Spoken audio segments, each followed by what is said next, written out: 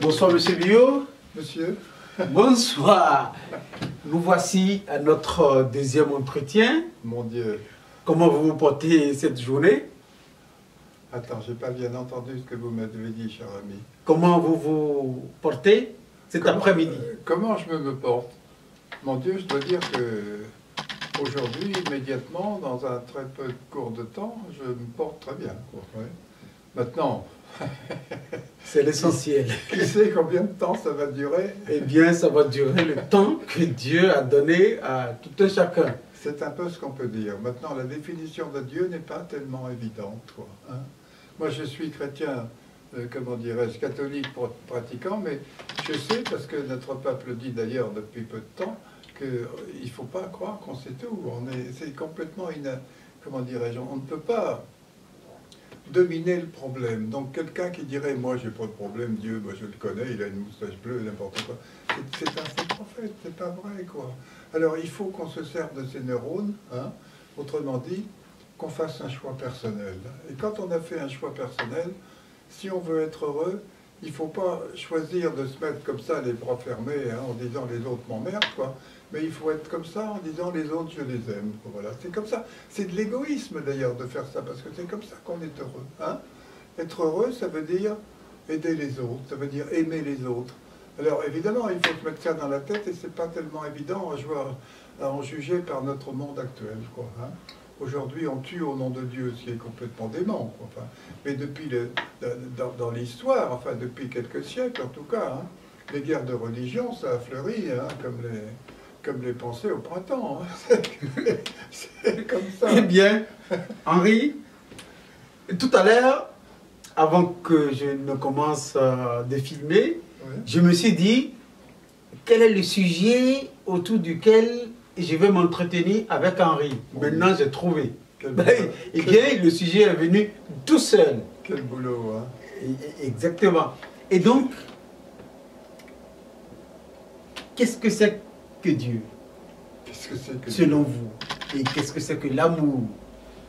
Écoute, l'amour, c'est relativement facile à faire passer. L'amour, c'est dans la mesure de ses moyens, de ses possibilités, essayer de faire en sorte que les autres, on les rende heureux, quoi. Voilà, c'est ça l'amour. C'est pas dire à un gamin, t'es le meilleur, t'es le plus beau, t'es gna gna gna. C'est dire, écoute, t'as des qualités, t'es pas parfait, personne n'est parfait, heureusement d'ailleurs, quoi. Hein. Bon. Mais moi, je suis prêt à t'aider à être mieux et à être plus heureuse, quoi. C'est ça l'amour, c'est de rendre les autres heureux, d'essayer de contribuer à rendre les autres heureux. Ce qui n'est pas toujours facile, hein, parce qu'il y a un tas de mœurs, de trucs qui sont complètement débiles. Maintenant, Dieu, c'est quoi? Moi, je dirais, ou bien c'est Dieu qui a créé l'homme, ou l'être humain, ou bien c'est l'être humain qui a créé ce qu'il appelle Dieu, quoi. Il y a beaucoup de philosophes qui pensent aussi pareil. C'est d'ailleurs synonyme, finalement, quoi. Parce que Dieu, personne ne le connaît, c'est le pape qui le dit, le pape actuel qui est un type génial, quoi. Hein. Personne ne le connaît. Alors, puis Dieu, en plus, pour compliquer les choses, il s'est fait homme. Quoi. Alors, on peut dire, je crois, enfin, moi, je ne suis pas théologien, Deo gratias. Deo gratias, c'est comme on dit, Inch'Allah, quoi. C'est pareil, quoi. Inch'Allah. Grâce à Dieu, quoi. En arabe. Je suis pas, oui, Inch'Allah, en arabe, oui, vers Malkoula.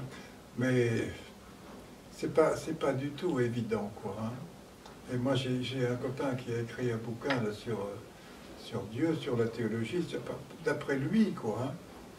Dieu, comment dirais-je, la Bible, il y a l'Ancien Testament et le Nouveau Testament. Mais le Nouveau Testament n'a jamais prétendu être le dernier testament, quoi. Hein. Autrement dit, Dieu, il est intéressant surtout en tant que ce qu'il est aujourd'hui, et pas ce qu'il était il y a 3000 ans ou 100 000 ans, hein, ou demain, alors qu'on ne sait rien du tout sur demain, pratiquement, quoi. Hein. Encore que l'on peut essayer d'influer sur ce que sera demain, mais maintenant avec la communication immédiate du monde entier, par avec les nouvelles technologies, tout le bordel, quoi, et puis l'Église, c'est très difficile parce que pendant très très longtemps, dans nos milieux, en tout cas en France, quoi, hein, l'Église avait tous les pouvoirs pratiquement. La santé, c'était l'Église, les bonnes sœurs qui soignaient les gens, quoi, gratuitement, évidemment, quoi. L'éducation, c'était la même chose, hein, c'était des écoles catholiques, quoi. Hein. Bon, qu'est-ce qu'il y avait d'autre? La santé, l'éducation, bon, la politique, bon, c'était, l'Église était dominante, finalement, quoi. Hein. Les rois de France étaient sacrés. Hein. C'est pas le pape qui sacrait les rois de France, mais c'était quand même à Reims, pratiquement, quoi. Hein. Un légat du pape qui nommait les rois de France et qui les sacrait en tant que tels, quoi. Hein. Bon. Mais tout ça, c'est l'ancien modèle, c'est l'ancien régime, disons. Alors aujourd'hui, la religion est devenue un accessoire, quoi. La majorité des gens, comment dirais-je, moi de mon temps, hein, c'était le jansénisme qui était le patron, quoi, autrement dit. Ça veut dire quoi le jansénisme? Alors le jansénisme, c'était on peut dire une hérésie, quoi. Hein. Comme quoi, c'est pas facile. Hein. Par exemple, moi, je vais donner un exemple plutôt que de faire une définition, c'est pas facile. Mais moi, mes parents ont divorcé quand j'avais 18 ans, très bien, bon, c'est pas de ma faute, puis de la leur, on les a mariés, ce qui était idiot, quoi. Hein. Bon, et puis après, j'étais pensionnaire à 8 ans dans c'était un petit séminaire de l'Oise. Il y avait dans l'Oise, hein, c'est un grand département, l'Oise c'est la Picardie maintenant. Hein. Il y avait un lycée public hein, qui était à Beauvais, à 120 km de chez nous.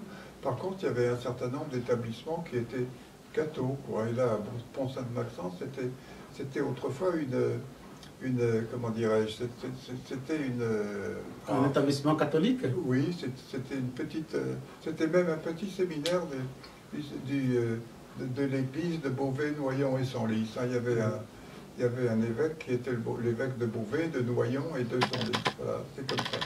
Et Pont-Sainte-Maxence, c'était entre Senlis et Beauvais, voilà. Bon, moi, j'étais donc pensionnaire là, hein, à 8 ans, hein, voilà. Hein. Et puis donc, comment dirais-je, c'est pas facile à dire, hein, c'est très compliqué. Alors, j'avais un frère qui est mort maintenant, mais qui avait 18 mois de moins que moi. On était servant de messe, mon frère et puis moi, chacun d'un prêtre différent, dans une petite chapelle, quoi. Et le prêtre de mon frère, il disait la messe en 10 minutes plus vite que moi. Et moi, je râlais comme un pou, quoi. D'accord. Non, c'est comme ça. Et puis alors, on couchait dans un dortoir où il y avait 150 personnes. Et l'hiver, c'était gelé. Hein. L'eau pour se laver, ça n'avait pas beaucoup, quoi. Hein. Alors, on avait la douche une fois par semaine. Bon, on pensait que ça suffisait. Et puis, on n'était pas du tout éduqués. Hein. On savait rien. On nous avait appris, moi je me rappelle, moi c'était attends, je me rappelle plus ce que je voulais te dire. Mais, ah oui. Le jansénisme. Oui, non, mais la première fois qu'on m'a parlé de reproduction, moi c'est quand même important pour un gamin de 8 ans, 10 ans, 12 ans, 15 ans, bah, on savait rien du tout. Hein. Je me rappelle, parce que vraiment, on savait rien. Moi je me rappelle quand on est un garçon puis qu'on couche la nuit de temps en temps, moi, j'avais l'impression que j'avais un abcès qui donnait du pus, quoi. C'était simplement, comment on appelait ça? La pollution nocturne, t'imagines, quoi. C'était le zizi qui se mettait à pisser du truc. À pisser ouais, voilà, de la sécrétion. T'imagines un gamin de 12 ans qui se dit, merde, mais qu'est-ce qui m'arrive, quoi. Bon. Voilà, c'est comme ça. Et puis, il y avait monsieur le supérieur était un type très bien. Et moi, je continue à regretter de pas avoir été scout, tu vois, parce qu'il y avait Baden-Powell, c'était un Anglais, autant que je me souvienne, qui avait créé ça. Hein. Autrement dit, c'était le privé, si tu veux, le nom clerc, le nom curé, quoi, hein, qui prenait une décision en ce qui concerne l'éducation des jeunes. Or, l'Église catholique pensait que c'était un monopole à elle, quoi.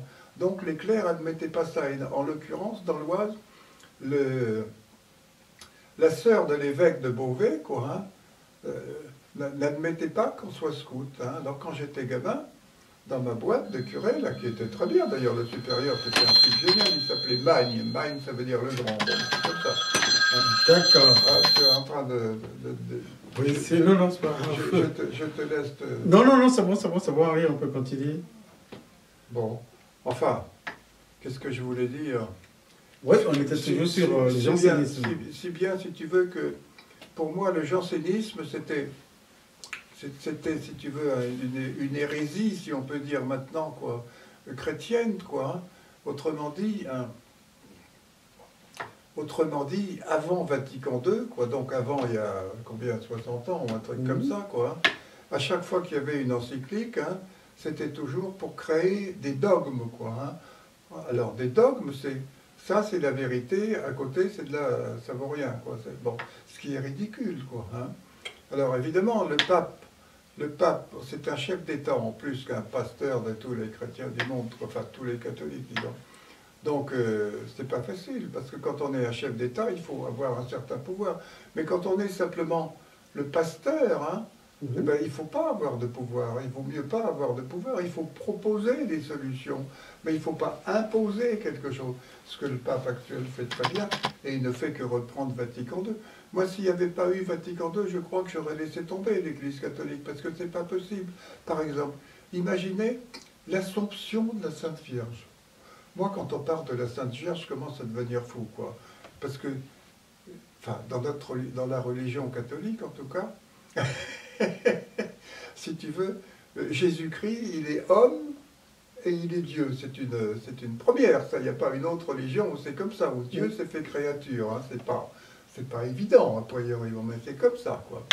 Donc, la bonne mère, moi j'aime mieux l'appeler la bonne mère, comme à Marseille, ou Notre-Dame, ou tout ce que tu veux, ou Marie, pleine de grâce, tout ce que tu veux. Mais Vierge, moi je veux bien que le Saint-Esprit, qui est du domaine de la spiritualité, ait pu la féconder. Moi je veux bien, ça, il n'y a pas de problème, ça ne pose pas de problème vis-à-vis de sa virginité. Mais que Jésus, qui a été dans son corps, dans son utérus, disons, comment dirais-je, comment on appelle ça, un truc, un petit bidule, quoi. Oui, oui, avec tout le système de fécondation, utérus. Voilà. Non, mais quand il sort du corps de la femme, eh ben, il n'y a pas de doute, géométriquement, la femme n'est plus vierge. Hein, il faut bien casser l'hymen, comme on dit maintenant. Mais autrefois, on ne savait pas tout ça. Mais... Donc, quand on parle de la Sainte Vierge, c'est probablement une connerie, quoi. Hein, c'est parce que... Est-ce que quand on parle de la Sainte Vierge, oui, ce n'est pas avant la naissance de Jésus-Christ?